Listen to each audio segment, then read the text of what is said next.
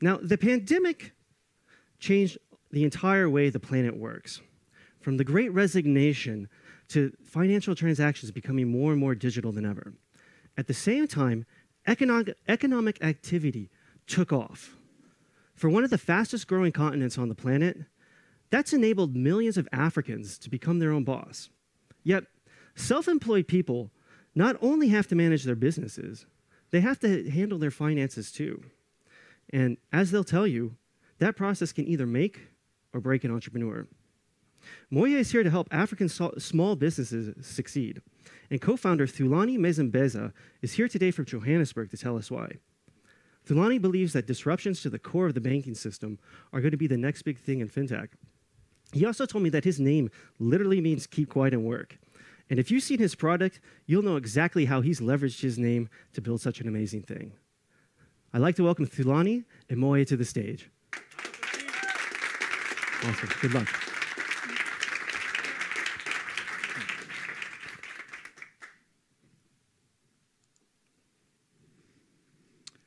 Okay, we're Moya, and we're building a smart money manager for the African self-employed. So if you speak to any freelancer, they'll tell you, working for yourself is amazing, but managing money on your own is not. And this is true for South African freelancers, as 29% of them experience late payments from clients. They mix up personal and business finances because 70% of them use a personal bank account. And lastly, they pay 2 times more in tax because of miscalculations. So, how would we know this? My co-founder and I, Sabika, are freelancers at heart. I was formerly a management consultant, and Sabika had a head of marketing role at a fintech. And over the last 12 to 18 months, we've been involved in the freelancing industry, which is great for us because it helps us easily connect and reach freelancers. We've spent over 100 hours in customer interviews with them to understand their core problems and needs, and we've learned 2 core things for our business. The first is that they'll manually invest 8 to 10 hours trying to solve this problem themselves, and the second is that they'll pay an accountant $75 to $200 to solve this for them. Which is why we're building Moya, to fill this gap.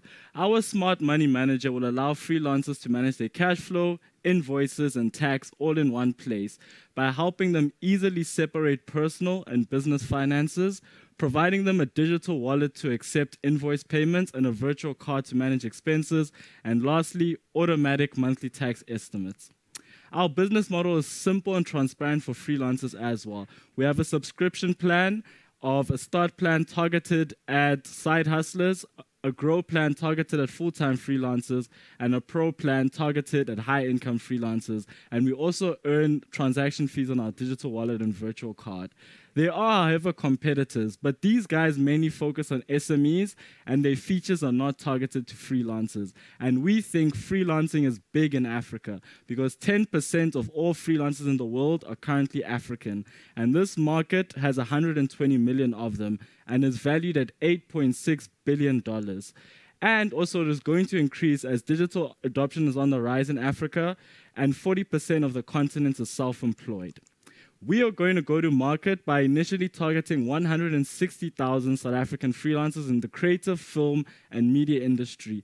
And this industry is about to boom because massive companies like Netflix are investing $62 million to grow this economy. Where are we right now? We've built our MVP and it can be linked to all South African banks, and we also recently got a partnership to provide a digital wallet and a virtual card with the South African bank. We're closing our family, friends, and angel round of 200K, which will help us invest in product, grow our team, and launch to 1,000 users in July. And lastly, hit our target of 10K MRR and raise our pre-seed of up to 1 million by the end of the year. We're also backed by amazing advisors that understand this space, have worked in one of South Africa's largest banks, and have exited fintechs before. So if you want to join us on our mission of providing financial freedom to self-employed Africans, let's chat. I would also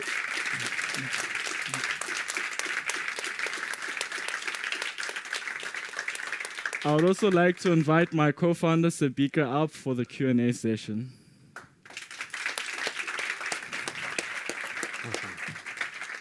Great job, really. Wow, fantastic. Thanks. I'm super excited. I'm super excited about what you're doing. Again, I think Africa is sort of an untapped market that's not fully understood, but through that 3-minute presentation, I've learned a lot. So we have a few questions coming in, and let me get to the first one. So Africa is a huge continent, right? In terms of marketing, what is going to be your strategy to reach everyone? So our local strategy is basically we have a traction strategy. We are reaching out to freelancers on the ground because it's important to build trust in the local community. So we do this through coffee shops, through freelancing co-working spaces, and we've already started building a track record of 1,000 freelancers. And in the Intercontinental Approach, we are basically going to partner up with startups or investors who have portfolio companies in other African countries. So, for example, we want to go into Nigeria, Kenya, or Egypt, but we have to carefully evaluate their markets. Africa is pretty fragmented in terms of regulatory and compliances, so we'll obviously evaluate each market. We have an API partner who's already moved to Nigeria, so we're going to leverage their technology. That's one of our approaches. We want to be very strategic in our partnerships. Awesome. We have another question. Is the family and friends round still open? Yes. Probably. So we're closing in end of April. You still have time. We can chat afterwards. But the friends and family round will really help us get to market for the 1,000 users in July. We'll build the traction, and we'll be ready to raise $1 million in December. We also want to hit our MRR of $10,000 by September, and we want to implement the virtual card and the digital wallet into our app. So we will be we'll find product fit in July, and we'll be ready for market in January next year. So yeah, it's still open. Excellent. How scalable is the project to other countries? Tax issues are very different between different jurisdictions. That's why we will basically partner up. We've also found that working with accountants and regulatory compliance, working with accounting partners is really, really important for us. We actually don't want to do the accounting part ourselves. We'll have an accounting portal on our app that will link to the different tax regulations in the different countries. Excellent. We got time for one last question, if that's okay. I know there's a few others. So again, if I'm not able to answer your question, feel free to reach out to them. Are you considering to target the solution to specific type of freelancer, like remote jobs, for example, or is it open for, say, every sort of freelancer? Okay, so our first segment is basically creatives in the media and film industry. And the reason why is because there isn't a tool that's helping them currently, right? So we'll move from creative industry to other freelancers. We also know that in South Africa, there are lots of corporates hiring freelancers for remote work. So we want to build a framework that we can help them scale, their freelancer base. So right now, the product will help side hustlers, full-time freelancers, and high-income freelancers. So that's the first product. Then we'll move into helping corporates scale their processes and hire more freelancers. So yeah. And the opportunity in South Africa is 4.8 million freelancers and self-employed people. So it's pretty big. Okay, wow. Very nice. Well, I think we've run out of time for the Q&A, but thank you both for being here. Thulani, Sabika. Thank you. Moya, awesome stuff. Thank you so much. Let's hear it for these guys.